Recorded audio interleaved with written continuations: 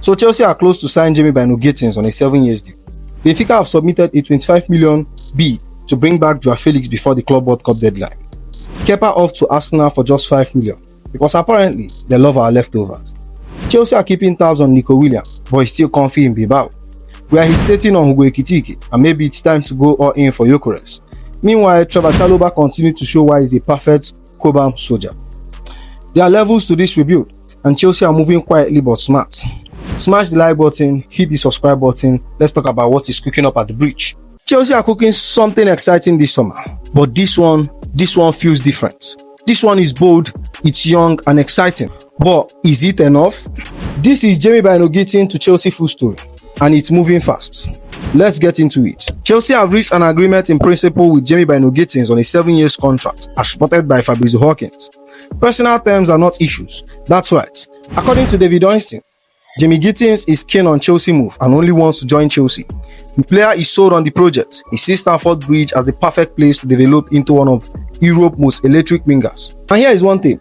In the last few hours, Chelsea have submitted an initial bid of excess of 35 million euros, according to Fabrizio Romano. Negotiations are ongoing between Chelsea and Borussia Dortmund. But according to Berger PJ, Dortmund are demanding a 42 million euros to sell Gittens. Chelsea's response is that they'll wait and see and reflect. They are under no rush. Gittens does not necessarily have to start the Club World Cup. Let's talk about Gittens for a second. He's 20 years old, English, explosive, direct. He's already played Champions League football for Borussia Dortmund. That experience at such a young age, it's not common. For 35 million in today's market, that is a bargain. This is exciting, but this is an experiment. Gittens has raw talent, yes, but does he walk into Chelsea 11 today? No. Is he ahead of Neto? Is he ahead of Madueke yet? But he brings a new dimension, pace, width, unpredictability. With Maresca's system relying on wide back, overload and isolated 1v1, Gittens could thrive in this setup. The key word is potential. With Raheem Sterling set to leave and Jadon Sancho back to Manchester United, Chelsea are clearly reshaping their wing depth. And remember, Exova is coming in after the Club World Cup. The message is clear. Chelsea are building a front line for the next decade. This isn't just a signing, it's a statement that the kind of future Chelsea want to build. If this go through, Jamie Bynoe-Gittens become yet another elite young name added to the Cobham revolution under Maresca. But let's be honest, it's a gamble. Chelsea fans, I want to hear from you. Does Gittens improve our team today? Or is he just a project signing? Signing Jamie Bynoe-Gittens is exciting, but that alone won't fix Chelsea attack. If we are serious about competing in Champions League and chasing trophy again, we need more than that. We need elite. And that brings us straight to Nico Williams. According to ever-reliable Fabrizio Romano, Nico Williams is a priority for Chelsea and Arsenal, but the player is very comfortable at Atletico Bilbao and they want to renew his contract. Let's break that down. Chelsea and Arsenal in the race, the interest is real, but Bilbao aren't giving up without a fight. Nico Williams is said to be comfortable in Spain. His current release clause is reportedly around 50 to 55 million. And for a player at that level, that's a steal. He's fast, technically aggressive, and he plays with maturity beyond his years. Now look, I know we are close to signing Jamie Bynoe-Gittens. That's a strong piece of business. But my question is he enough? We still need another winger. And not just any winger. We need a ready-made, elite one. Someone who walks into the starting 11 from day one. Someone who has strength, unpredictability, decision-making in the final third, and consistency. Nico fits that mold perfectly. He's already proving himself at top level. He's already a regular for Spain. He's already produced under pressure, no learning curves, no adapting phases, just plug and play. If Maresca sticks with inverted fullback and wide touchline wingers, Nico is tailor-made for that left-hand side. He hugs the touchline, he isolates fullback, he's unpredictable in 1v1, and most importantly, he's got that killer final ball. But here's the thing, Arsenal are watching closely and Bilbao are desperate to renew. So if Chelsea are serious, we need to act fast. If we wait at the end of the window or play the long game, we risk at losing out. I've seen this movie before. Yes, sign Gittens, let him develop, but go and get Nico Williams. If we are building a title-winning front three, we need the radio. And this one could define our summer. Speaking of Arsenal locking, here we go again. Another summer, another Chelsea player on their radar. At this point, we should give them Cobham access. But jokes aside, this is actually a good piece of business for both clubs. Let's talk about Kepa Arrizabalaga to Arsenal. It's happening. According to legendary David Ornstein, Arsenal are set to sign Kepa Arrizabalaga from Chelsea. The deal is in the process of being finalized after the 30-year-old Spanish goalkeeper agreed to join Arsenal and fight for his place. That's right. Personal terms are done, and Arsenal are ready to trigger the £5 million release clause in his Chelsea contract. The source adds, Arsenal sees the £5 million release clause as a market opportunity, and to be fair, for £5 million, that's actually smart business. Kepa might not have lived up to his world record price tag at Chelsea, but let's be honest, this is a goalkeeper with Champions League experience, La Liga pedigree, and over 160 games for the club. For a backup road to Ryan, he's more than capable. But let's address the elephant in the room. Arsenal love all our players, from Jorginho to Havertz, to William or David Luiz, even knocking on the door from Nkunku once. And it's now Kepa. Let's keep it real for a second. From a Chelsea end, it's excellent business. Kepa could have worked for free this summer.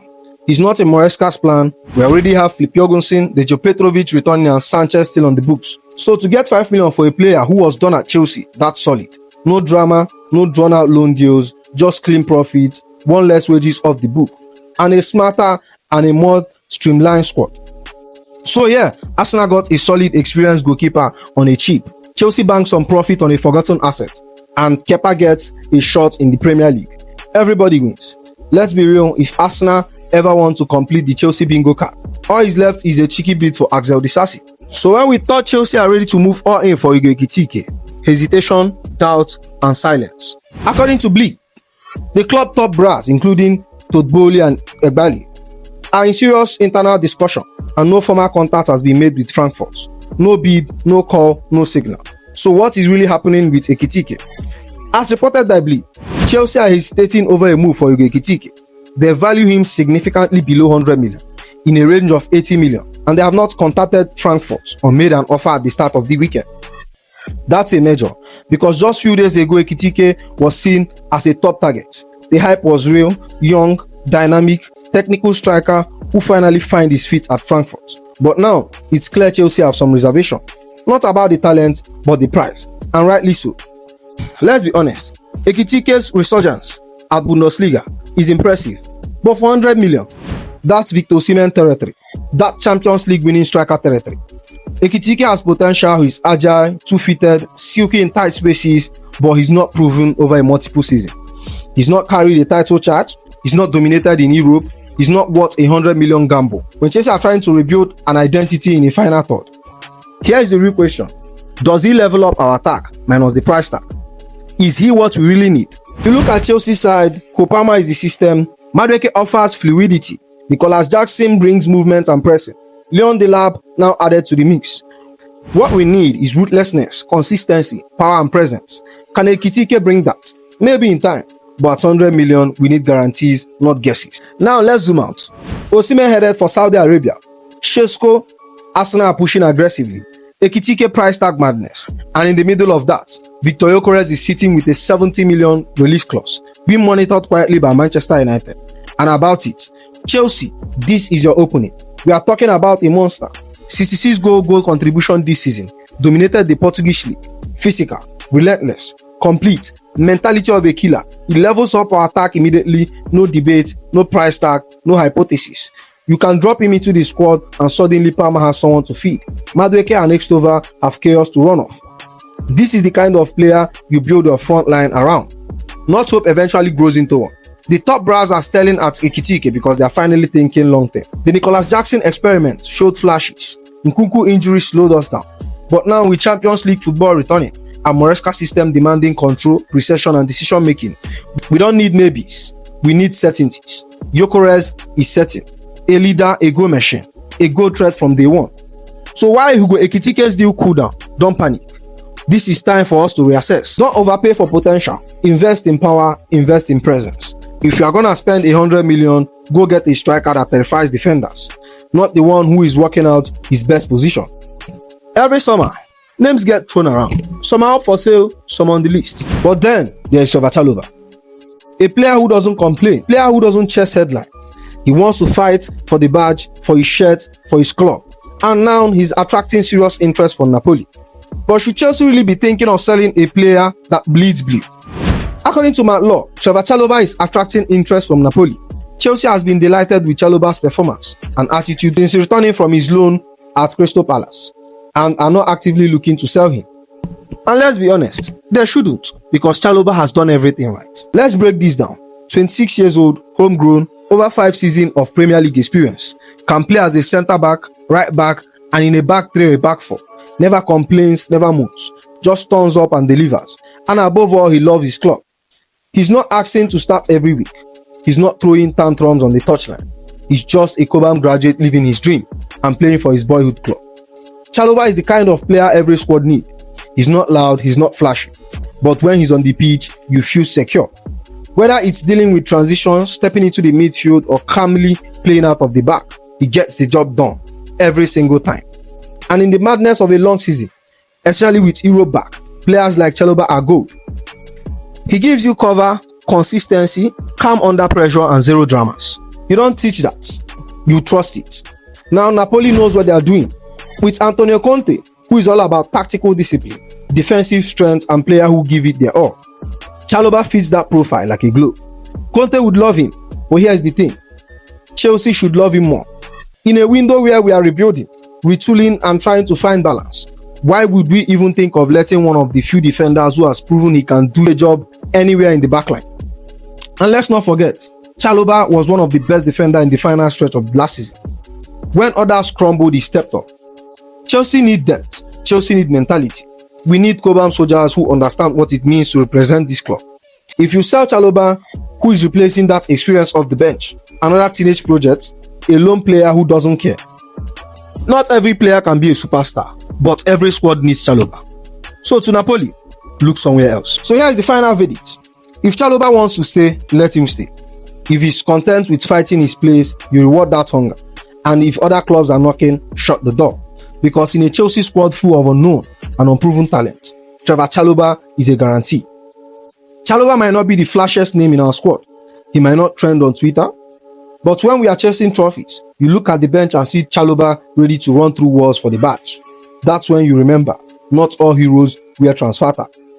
Benfica have reportedly offered Chelsea 25 million for Portuguese international João Félix and want to register him before Tuesday to include him in their Club World Cup squad. 25 million, rapid deal, World Cup squad urgency. Benfica are moving like a club that knows what they want, and Joao Felix is at the top of their list. Let's rewind quickly. Summer 24, Joao Felix signed permanently for Chelsea from Atletico after a positive loan spell the previous season. Then loaned out to AC Milan, where again it was flashes but no firework. And now, just 1 year later, Chelsea are open to letting him go. Why?